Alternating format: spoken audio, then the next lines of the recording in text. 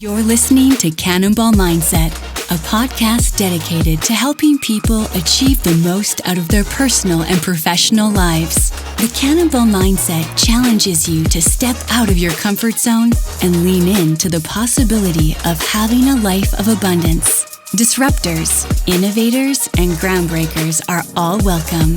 Let's get into the show. Welcome back to the Cannonball Mindset. My name is Chad Sanskrin, your host, and man, I've interviewed a lot of great people, a lot of amazing people over the last 6 years.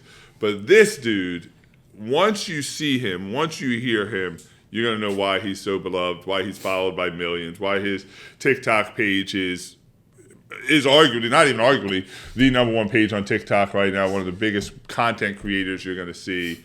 And what's interesting is there's a lot more behind the surface, and you're going to find that out today. So welcome, Evan Slaughter, Fit to Serve, brother.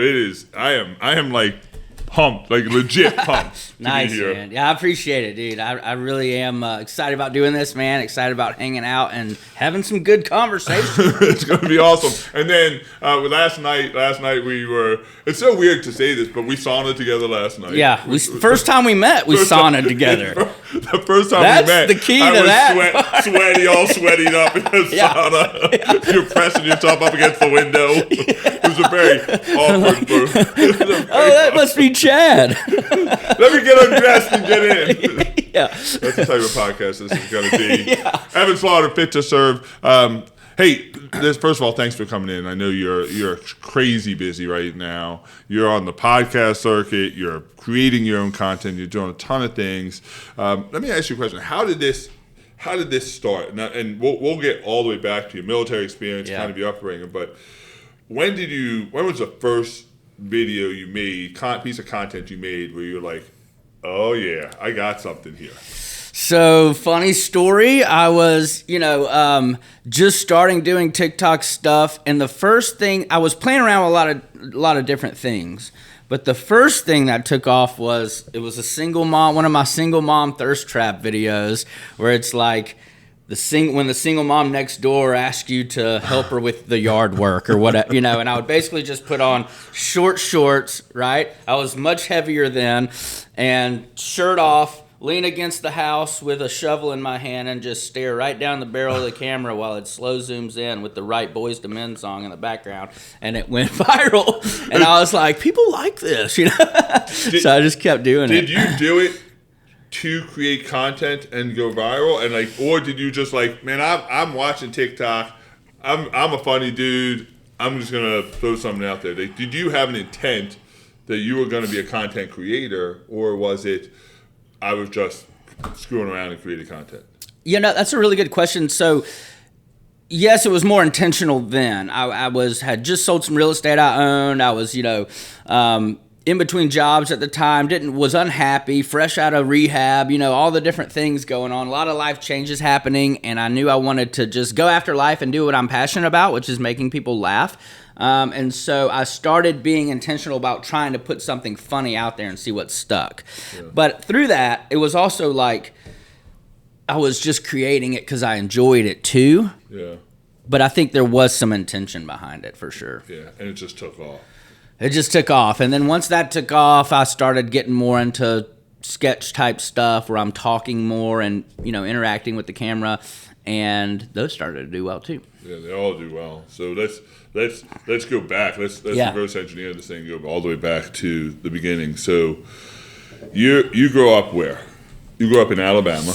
Birmingham, Alabama. Born in Montgomery, but shortly after that moved to Birmingham. I always like to throw this in there too because my mom was on birth control and she had me and my brother, so I like to say that not only was I, a surprise, but I was actively trying to be prevented from coming into this world. No, she hates that. It's a joke. So, my dad's working as a farmhand basically for his brother-in-law raising cattle. My family's got a lot of property in Montgomery, farms and stuff that they still run today. And so my dad was just working on the farm, not making much money. Then all of a sudden, mom's pregnant with my brother who's 18 months older and then me. Yeah. And so we moved to Birmingham and he gets a job. And So you had said in one of your previous interviews that comedy was something that you used to fit in. Yeah, 100%. Still do it, I think. So what do you think? What do you think? At what point did you decide or realize, and maybe consciously or unconsciously, that in order to fit in, to feel like I had to fit in, comedy was the way to do it? It's just what I feel comfortable with, and it's how I relate to people. And it's almost like a challenge too. Like everybody finds different things funny for the most part. You know, some people find the same type of stuff funny. Like if we all like Will Ferrell, you know, I know what kind of comedy you like, but everybody finds something different, I think, in comedy. And so for me, it feels like a challenge because I like making people laugh, and I want to try to make everybody laugh in some kind of way. And it's like I can figure out by talking to them, but I also use that to connect with people. I think when you can bring genuine humor into a conversation, especially when you're meeting someone, that kind of makes things easier to form a relationship with that person. Yeah. So it's just how I met friends in school. And it was just how I was comfortable socializing, I guess. So you're in school, you're the class clown, you're the funny guy. Yeah. You're the funny guy. Would you say you were academic? No. I didn't try at school. I hated school. I was like, let's ride the C train, let's get C's and get average, do what I can do to graduate, do what I can do to pass.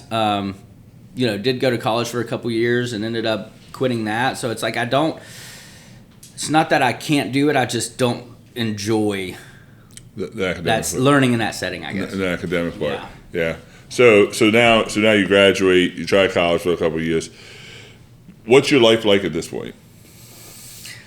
I was still very, immature, I guess. When I went to college, I went to actually a school in Nashville, a little private Christian school called Lipscomb, and my brother went there too. And it's like especially then, it was like no drinking, and I was coming from a high school where I drank and smoked pot in high school, so I get up there to college thinking it's party time.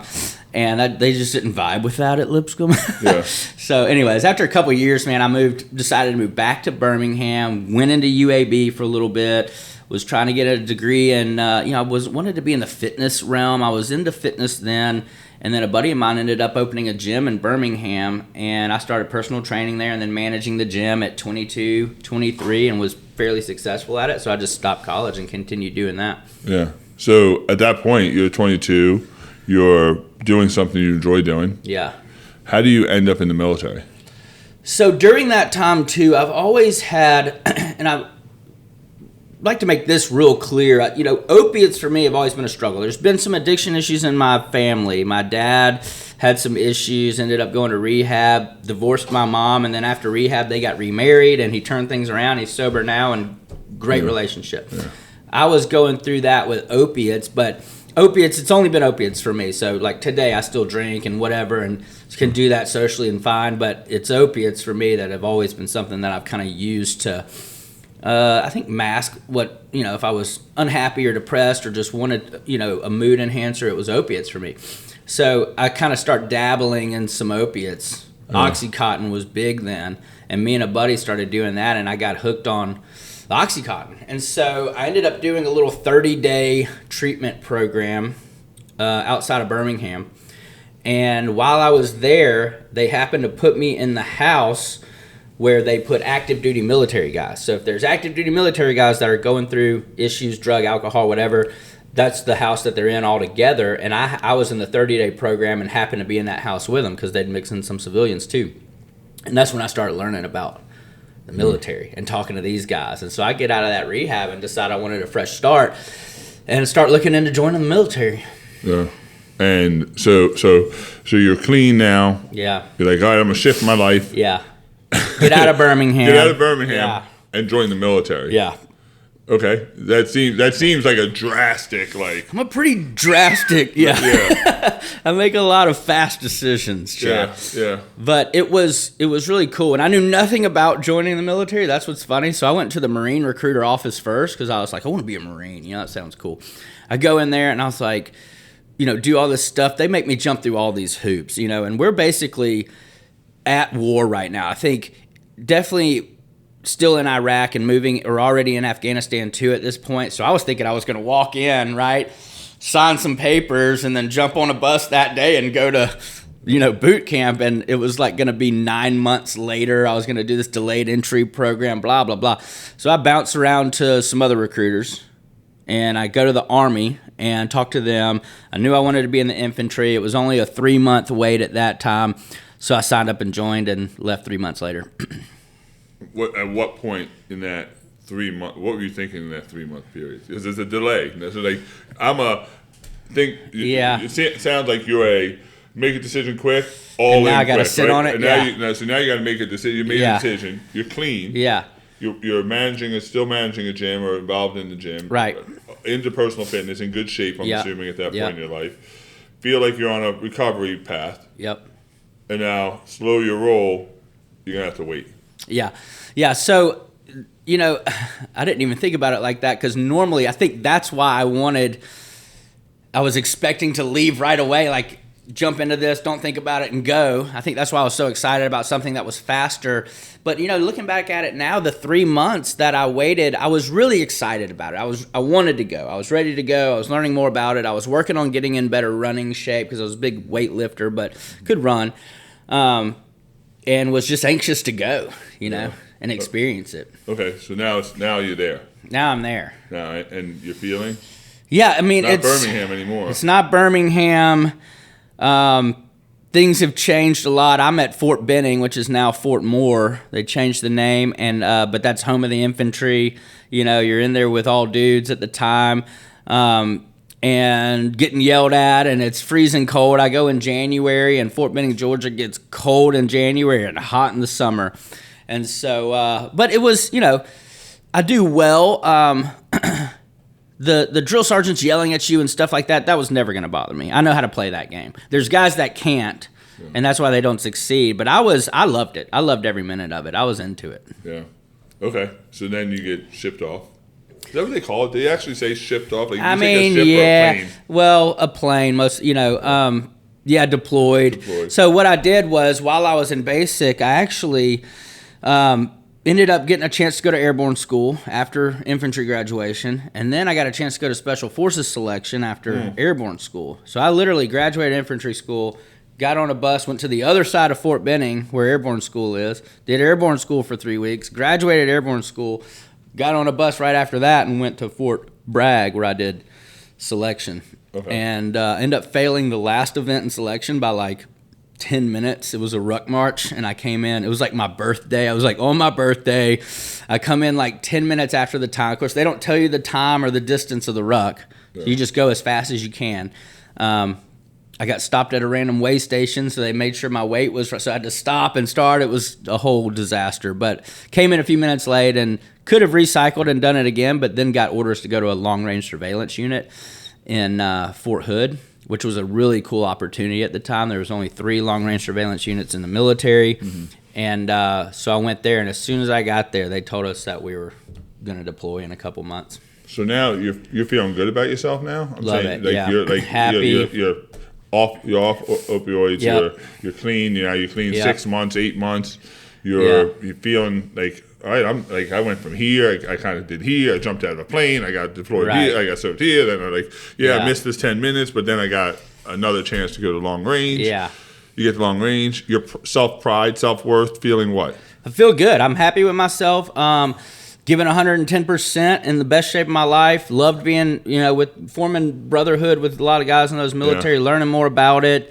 I was excited to hear that we were deploying whenever we got to that unit, because that's what I wanted to do. I wanted to go.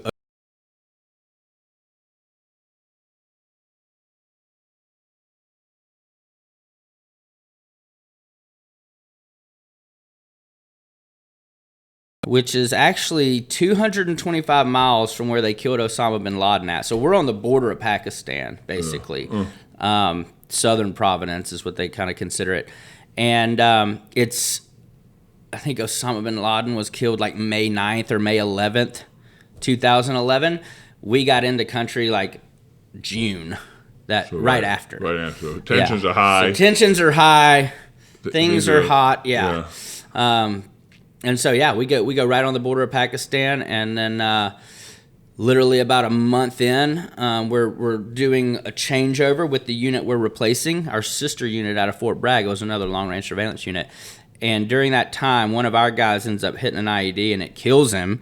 And so I'm in the gunner of the truck of the lead convoy that was responding to the incident, and we hit a secondary IED.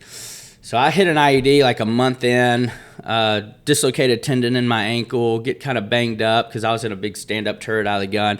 The driver of our truck was from our sister unit who was driving us out there. He ended up having to be medevac to Kandahar. The guy in the TC seat, the passenger side front seat, ends up going home later because of head injuries. So it was a rough experience, but I ended up staying. They said I could have gone to Germany and had surgery on my ankle to fix the tendon, but they were kind of like, it's can be hit or miss. You can also let it heal like it is, and if you have problems later on, look at surgery then.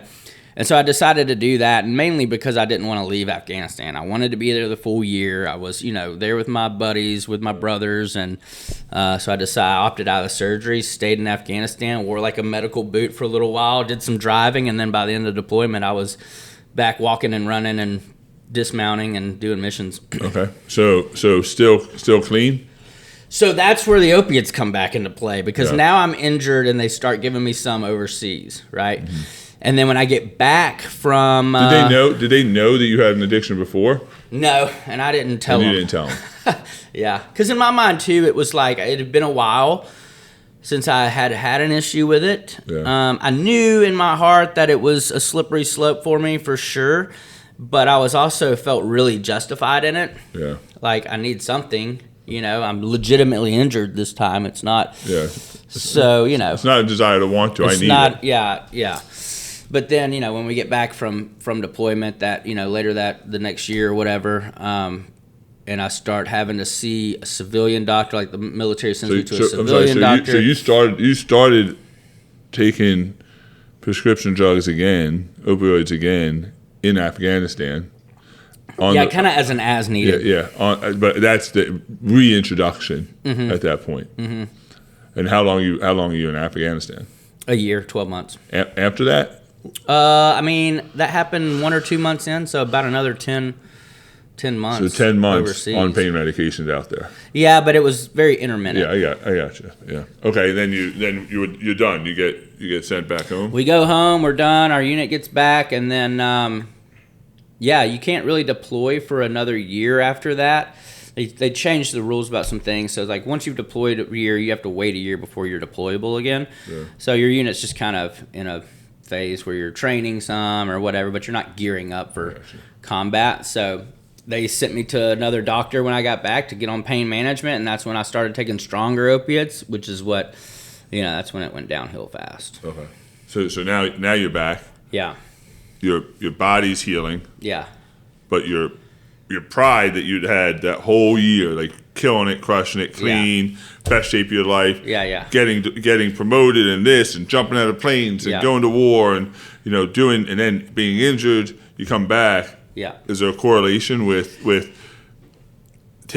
going back on down the road of drug usage and then how you feel about yourself?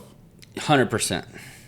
100%. It diminishes, especially when you and it's opiates, but it's also because I was injured in combat. They're also dealing with possible PTSD stuff, right? So like you're taking benzos too sometimes. You're which in my opinion, like anything that really alters your mind like that, it's not good for someone like me, especially. And so, I do that for a little while and become, I'm getting it prescribed, but I'm definitely hooked on it at this point. And then it's, I get out of the military. Yeah. And when I get out of the military, you lose your health insurance. You don't have TRICARE anymore. You have to go sign up at the VA, which takes a year. I literally, from the time I signed up from the VA, I didn't start getting support from the VA for a year. Of all the things I've learned, to kind of stop you there for real quick, of all the things I've learned about you, I had heard you say that on a podcast interview a couple months ago. Just this fact of like it took me a year from the time, right? And I've never been in the military. I don't know anything about it. I was like that immediately. I was like, well, this guy sounds like he's telling the truth, but I got to fact check. There's no way that shit can be right. There's no way that somebody that goes to war comes back and has to wait a year.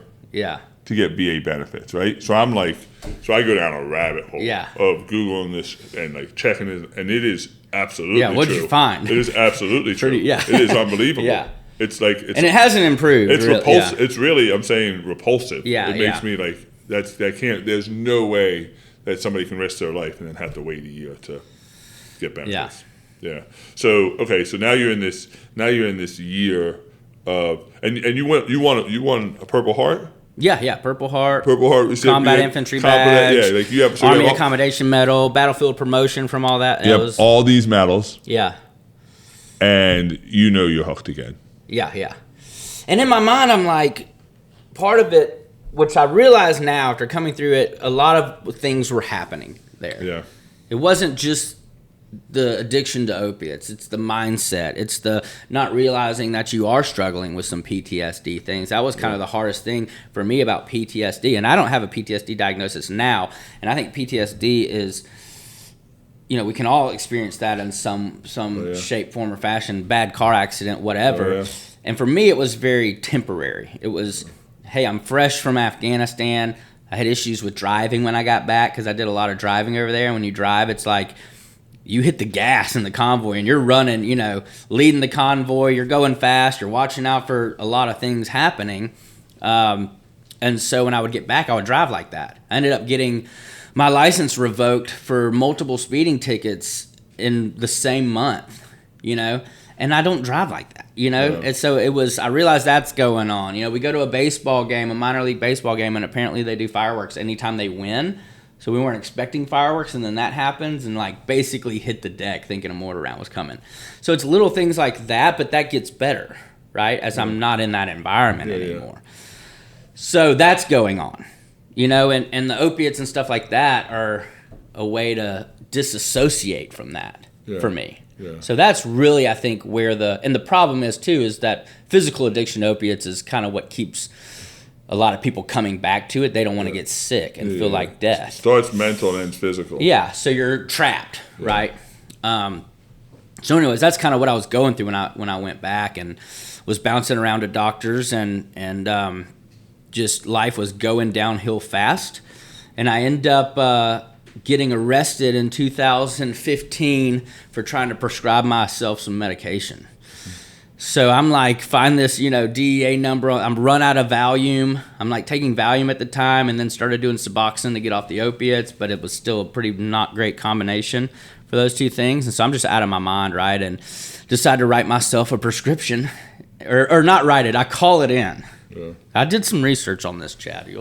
So I call it in because at the time you can call in class 1 narcotics. So I used this Wi-Fi calling app on my phone so that it would mask the number, and I call in a prescription, and no one falls for it, by the way. It doesn't work. I call all these pharmacies, and apparently that alerts the DEA. And so a pharmacy calls me back, and they're like, hey, we got your prescription filled. So I go up there, and it was like a sting operation. They had cops waiting, hiding, and then arrested me as soon as I went to go pay for the thing. But that turns out to be some saving grace for me, What do you feel in that moment that you're being placed under arrest? Like that if you had to go back to that moment that you were being placed under arrest, was that a shift? Was that a moment where, I have a great friend, Charlie Engel, who's the guy is amazing, and he's recovering addict. And he said, he'd been arrested. His car had been shot. He was in a drug. His car got shot up, and he was arrested. And the cops, he's sitting on the street. It's 3:00 in the morning. He's wearing the same clothes he wore for 3 days. His car is shot to hell. Yeah. And he's got his handcuffs. And the cops finds a crack pipe underneath his seat. Yeah. And he says, is this yours? And Charlie's like, he looks at him and goes, I was wondering where that thing was. And he said that moment was the moment he knew that something had to change. Yeah. Was that a shift moment, or was there another one that finally got you to where you are today? Yeah, so at the time when it happened, I was very much not right mentally, You don't really realize the seriousness of it in that moment, or at least I didn't. Yeah. Had to sober up a little bit to realize really what was going on. But it was definitely like, I know I felt a sense of relief, right? especially sobering up in that jail cell and knowing that I'm stuck here and I can't continue to do what I was doing. And it was a nice sense of relief. The county I was arrested in was the first county in Alabama to start the Veterans Court Program. My family was good friends with the DA at the time, so they knew it was good. So I was given some access to some help that, they were stricter on me because of it. They locked me up more. They didn't want me to, and got me into another treatment program. And then I did the little court thing and got all the, felony thrown out and all that stuff. But it was definitely a relief. It was a long road too. Drug testing and then failing and getting locked back up again. And, that's kind of how they do it. But eventually I got. You married at this point? Not married at this point, nope. To come or after this? Because I know you got married. Yeah, it was after. Yeah. So you get clean again. I get clean again. I'm starting to do the deal. I get a good job in multifamily real estate where I'm managing about 11 different apartment complexes in Birmingham. Good stable job. Start dating a girl, and during that time, it was on and off for years for a little while where I kept going back a little bit to taking some opiates. And it kind of started with Suboxone, which in my opinion is just as bad as opiates, right? And then it leads back into, and so during this time, but I'm keeping it together, but it's always like if I go back to that, something's happening where I'm, need to check what's going on. Yeah. And so I end up, getting kind of back on opiates again for a little while, go through this relationship with a girl I had no business being in a relationship with. It just wasn't, I wasn't healthy enough to be in a relationship at the time. She had a kid that the father wasn't in the picture, and so it was just a tough situation, especially for someone who's not, I definitely had no business being in a relationship at the time. And so that ends, and it was after that I finally decided to do something, about the opiates that I was taking again. That's the shift. Yeah. And I go to another treatment center, but it was for 3 months. And it was more of I just needed a reset on life. They did a lot there in 3 months. It was, I've never been somewhere for 3 months like that. And it was not far from where I live. And I knew the people that owned it or ran it, and nonprofit place. And so that's where I went and, got clean for the last time. And it's also where I learned pickleball. I learned pickleball and treatment. We'll get to your pickleball skills. Yeah. So in that moment, that pivotal moment, the fulcrum moment, that you decided that you could go either way and decide, all right, enough. Yeah. Enough. At that day, before the decision to go clean, before the decision to change your life, what do you see when you look in the mirror? Man, a wreck, like someone that was going right back downhill, and I had all these things. The one thing that I'll say that I'm really proud of through all this, because sometimes it's hard to talk about all this, especially whenever you meet someone, and I was always fearful of what people thought of me, so I would manipulate situations a lot or lie. That was a big thing for me. Lie or manipulate things that I didn't feel like I was directly lying, but you're lying, right? Yeah. And I would do that because I felt like I could control outcomes and I can control how people viewed me. And I thought that was how everybody did it, right? Yeah. And that'll work sometimes until it doesn't anymore. And then you've just found out you're full of shit the whole time. So that's kind of where I was at. But I've never given up, dude. I've always fought. And I think that's one of the best things that I can say about myself through this process too is I'm going to fight through it, and I'm going to make sure that I do whatever it takes to get where I want to be and where I truly want to be in life. So like to answer your question about looking in the mirror, it's like I didn't know what I was looking at, but I knew it wasn't Evan. You knew it wasn't who you wanted to be.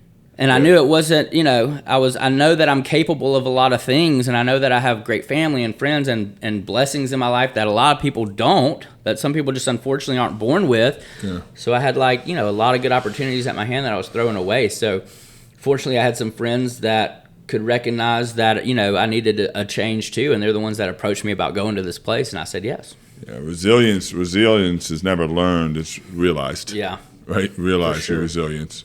And so, all right, so now you're clean, You don't know what you're going to see in the mirror. You don't know what she's looking at in the mirror. You don't know. You clearly don't love what you see in the mirror. You don't even recognize it. Yeah. What's the path towards redemption? Yeah, for sure. What do you do next? So I go to commit to 3 months at the place, which isn't easy, because even though I had nothing going on at the time, I wasn't working, of course I had my VA disability, so it wasn't like, I still had my house, still had some things that, but in my mind, you're like, I can't go somewhere for 3 months. I got all this shit going on. I had nothing going on, Chad, nothing going on, no responsibilities. And so anyways, I go and I'm there for 3 months, and it is the most beautiful experience and most blessed, God-inspired place I think I've ever been to. And it was a total, I met the best people. I still, donate 10% of all my income to this place. I've been doing it since I got out of there. Donated a bunch of pickleball paddles. It changed my life. And the big thing there, the pickleball part is what's crazy, because they have this little shitty pickleball court. And one of my goals is to build them a proper court one day. I'm working towards making that happen. They got this little shitty, it's not even regulation size, but we had the most fun. And it was laughing again and socializing again and just having genuine and doing something physically active. And so I get out and just continue into pickleball, playing and doing it as a social activity. And then simultaneously, I start doing the comedy TikTok thing, because once I leave there, that's when I decide I'm not going to bullshit my way through life anymore. I'm going to focus on being honest and authentic, and I'm going to do what makes me happy but also provides good to the world, and for me that's comedy. That's So what do you so you're done the 3 months. Yeah. You fall in love with pickleball, you fall in love with being comedic again, finding that humor in life. Now what do you see in the mirror at that point? Now is when I start really learning to love myself for who I am. And I get a lot of messages and things about my confidence from people a lot, because that's also when I start gaining weight, right? And I was doing that because, I was just learning to love myself. I remember having this renewed sense in my mind, something had changed, where I was like, I'm just not going to give a fuck anymore about what people think of me. And I mean that in a healthy way. Yeah. Right? The courage to be disliked. Right. Why do I care? Yeah. I just want to be, because when I care is when I destroy myself. Yeah, that's right. With stuff like that. That's right. I love that. And so I started not caring about that. And that's when I was, looking back now, that's why I'm actually happy that I gained weight. So I started finding comfort in food after not being on the opiates, right? Yeah. I start finding an unhealthy comfort in food and, being a little lazy. And I was really focused on this content thing. So I put exercise to the side, all that stuff. And that's when I start gaining weight. But at the same time, I always like to tell people, I don't care. A lot of people perceive someone who's overweight, and it's not good, physically healthy, but they automatically associate them and give them all these labels, right? Oh, yeah. That makes them lazy, that makes them worthless, that makes them, unhappy. Study after study. My wife is a psychologist, and I was given a lesson or something, and she showed me a bias test, and the amount of bias that there is when you see somebody overweight. It's automatic. It's automatic. We as a society it is the most unbelievable. I was like, well, I don't do that. I don't do that. And she says, all right, well, why don't you? I do it. She said, I do it when I'm overweight. She goes, why don't you take this bias test then, right? Yeah. So I take the bias test. Yeah. And damn sure if I don't have those same biases. For That's sure. just unconscious bias. But That's you're what dead saying. on. I'm walking around 80 pounds overweight looking at other fat people going, damn, that person's probably a piece of shit. But that's just how it, Yeah. And so, but for me, and I think why people responded to it, especially on Instagram a lot, was because I was trying to shift the narrative on that. Yeah. Why can't I take my shirt off and exercise and be happy and healthy and, and still realize that I need to make a change from it, but do it in a way that's having fun. Yeah. My thing was always, I used to work out and be in really good shape because I wanted people to like me. Like we talked about, I wanted you to perceive me a certain way. Yeah. Right? And that doesn't last for me, because if I'm unhappy up here, but I'm in great physical shape, what does it matter? Yeah, still broken. Broken is right? broken. If I'm happy and happen to be overweight, but I'm genuinely happy and not causing harm and putting some good out there, then what's wrong with that? Yeah, you know, nothing. Yeah. It's my decision. Yeah. But through that process, I wanted to experience life better. I wanted to be able to do more things. I wanted to, the first time I tried to surf, I was much heavier, and I've always wanted to surf. And I was happy that I went to go and do it. I was in the Pacific Ocean out in San Diego with a company I was working with. They took me surfing, and it was hard for me to do that. But when I left, I was like, dude, that's right there why I need to get in better shape, because I want to be able to do stuff like this. I want to have longevity in life. I want to be able to get on a board. I want to go. And so that's what kind of led to a real desire to start making some changes in my physical health again, is because I'm enjoying life and I want to experience it better. Which is insane that you say that. It's not insane that you say that. It's telling that you say that, because when I first started following you, yeah, I started following you at your beginning. Yeah.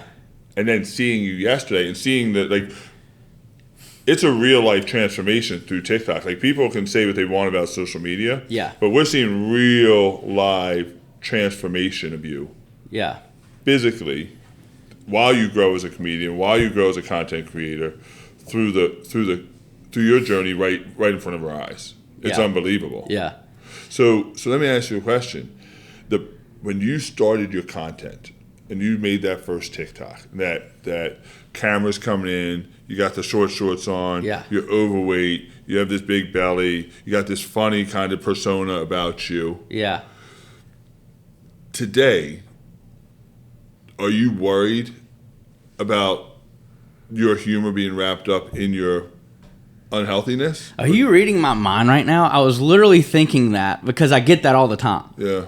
Say, are you worried about not being funny when you lose weight? Yeah. That was going to be my next point. So I'm not worried about it, because I've been in shape most of my life and I've always been funny, and people don't know that. They only see one thing on the internet, and they see me. I think people that don't know me, all they would see is me being, using being overweight to make people laugh. But that's not what that was for me. That was just me being me. That's right. And it's the same thing now. I'm still the same person. I can still laugh. I can still joke. I still make you laugh. Yeah. My comedy may change some. Yeah. The comedic thirst traps might not be as funny. Right. They're going to get dudes that follow me are going to be like, I don't know if I'm into this anymore. If you're Todd Anderson doing that video, nobody's laughing. Nobody's laughing at Todd Anderson slowly going in funny, with then. his abs poking out. Right? Nobody's like, that's funny. Yeah, he's a narcissist then. That's when, look at this jackass, right? Yeah. So the reason I ask this is because, comedians have it's something to be a comedian. Like that's it's a whole different realm of, and you read and I read about comedians. I think the one that, there's always a model for anything you want to look for, right? You can look at a Will Ferrell, but you also can look at a Robin Williams. Yeah. Right. And Robin Williams, I think, is this guy's story is right. And he wanted to make people laugh. Mork and Mindy, his whole aura was like he wanted to make his people laugh because he was dying inside. Yeah. But then people typecast him as just a comedian. Right. And he's like, no, I'm so much more than that. So then he does Dead Poet Society. Right. And he wins an Academy Award for Dead Poet Society. And then he does Good Will Hunting. And then he goes back to comedy and does Mrs. Doubtfire. And so he pivoted a lot. Do you think that's the stage you'll be? Because I think that, while yes, you're funny as hell and you'll make millions of people laugh.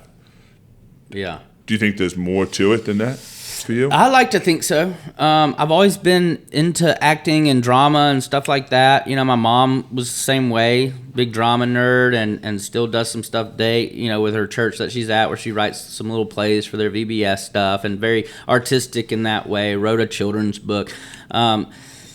So I enjoy the acting side of it. I like the comedic role of acting still. Yeah. But I enjoy challenging myself in that way, and I feel like those are avenues that I'm trying to move into.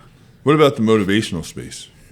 So, another thing that I think about a lot, and I'm more inspired by your motivation and your desire to change than I am funny,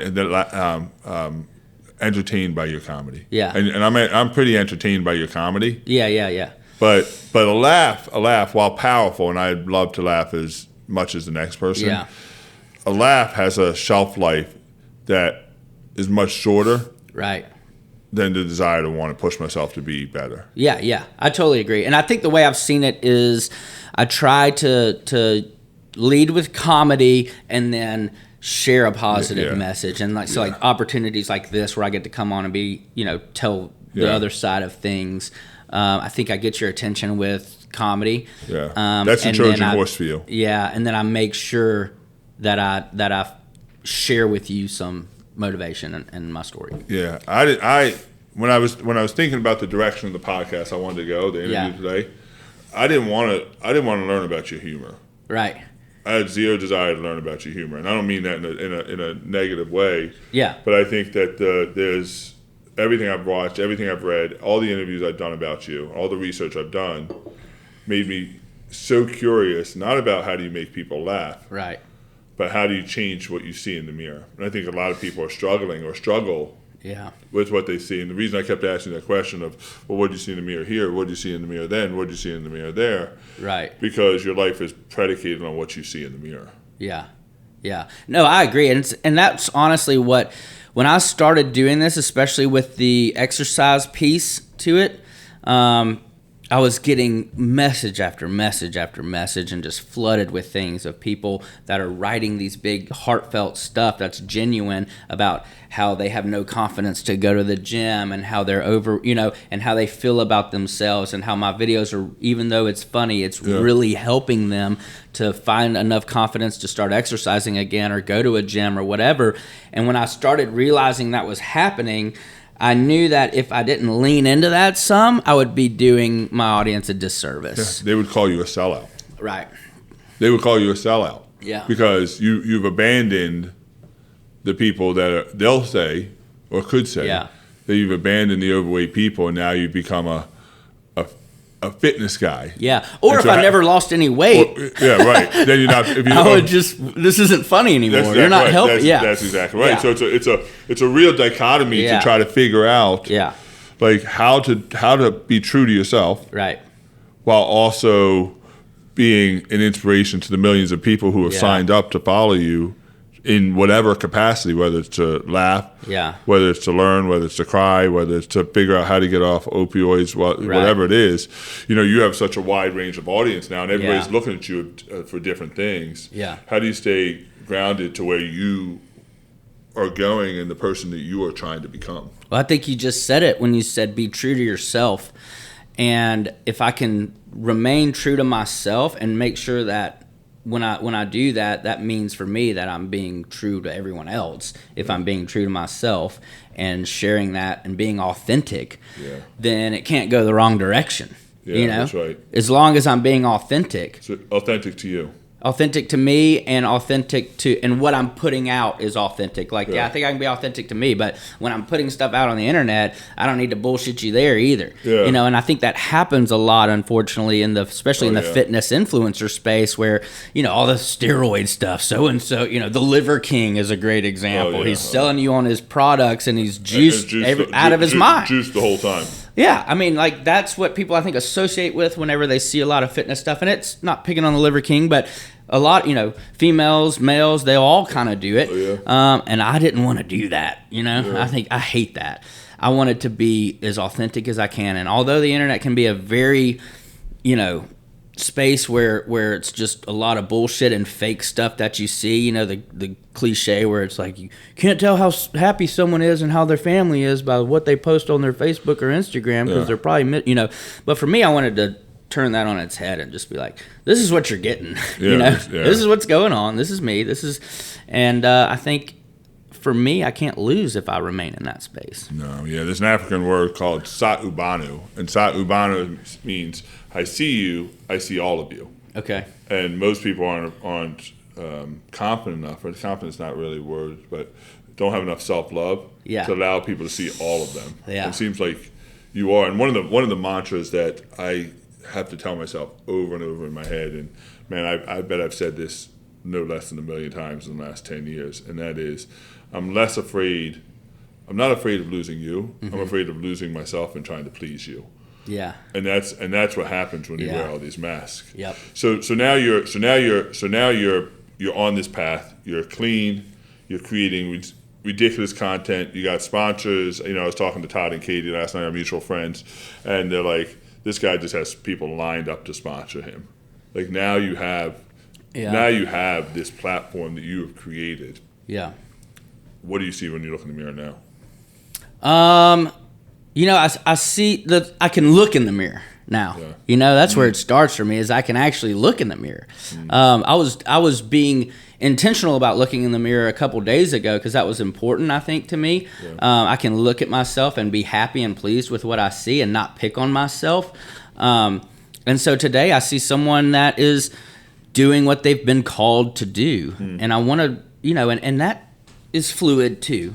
I have to live each moment and each day at a time and make sure that I remain in that space and make sure I do things in my life to facilitate that. Yeah. That's why exercise has become more and more of an importance to me, not just because the physical benefits, but the mental benefits it provides. Like if I get up and exercise and work out, and Eric Hinman talks a lot about this, then everything else I do in the day is going to be operating from a better space, dude.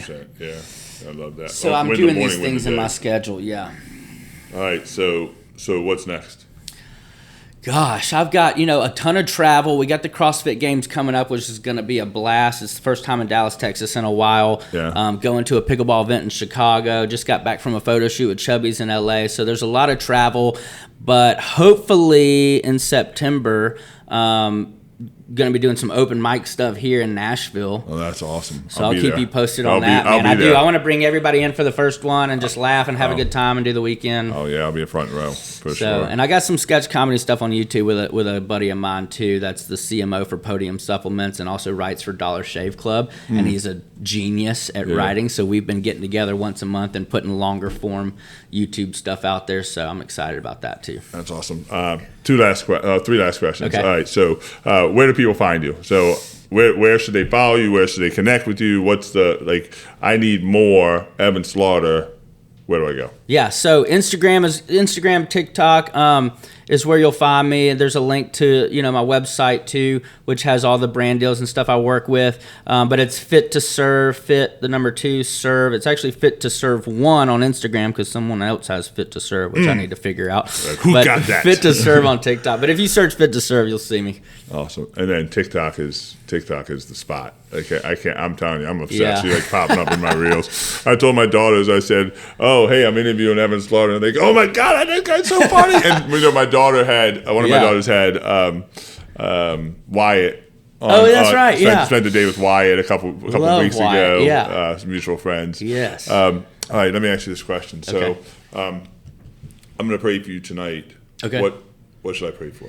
Man, that I remain on the right path, and that I remain honest with myself, and stay in that space, and continue to lead this by focusing on being of service to others. Such a good answer. All right, last question. 50 years, 60 years, 70 years from now, when you leave this earth, what do you want your contribution to have been? A pickleball court to Turning Point in Thorsby, Alabama. No, but I do want to do that. I want people to I guess, have found some motivation in life through the humor that I've been able to bring, like we were kind of talking about earlier. I want people to relate a funny, positive, energetic dude that also was as selfless as he could be, to making sure that I honor the audience, that I continue to grow by being real and authentic and motivational. Love it. Evan Slaughter, Fit to Serve. The guy is, well, you just experienced it for yourself. Check him out. Connect with them. Where do we make donations again for the pickleball court? Where is that? Oh, yeah. So I will be putting information out about that. Actually, it was funny. We were talking about Dujoir earlier. Yeah. And I think what we're going to do is make a calendar And it's going to be all my comedic thirst trap photos in different settings, pickleball, ice barrel, get some people to sponsor it, sell the calendar, and all the proceeds are going to go to help building it. But I will definitely be putting out more information on that. Look for that information. We want First Opportunity Cannonball to sponsor. We thank you so make much. a big donation to the pickleball court in your Thank honor you. today. Hey, check him out. Fit to Serve. The dude is the real deal. Evan, thanks, brother. Appreciate it, man. Appreciate it.